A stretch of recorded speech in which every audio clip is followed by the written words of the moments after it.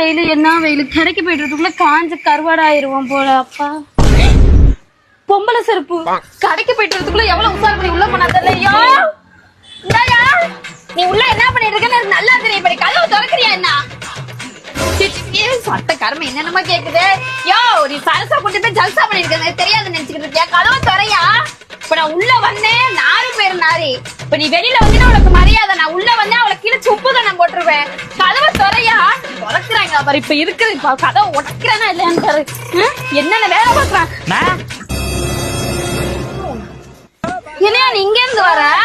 லூசே, உன்னை தேடிட்டு நான் போனேன். என்ன தெரியும் நீங்க எதுக்கு போன? போறப்ப என் செருப்பு தூக்கி போட்டு போயிட்ட. அப்புறம் ஆம்பளை செருப்பு. அப்ப இது யாரு செருப்பு?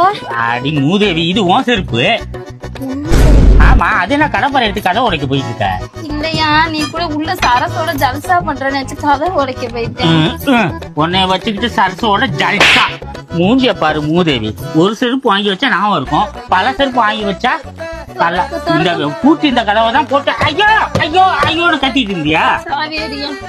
சாவி எதுக்கு? அது திறந்துதானே கிடக்கு. வெயிலு என்ன வெயிலு, கடைக்கு போயிட்டு காஞ்ச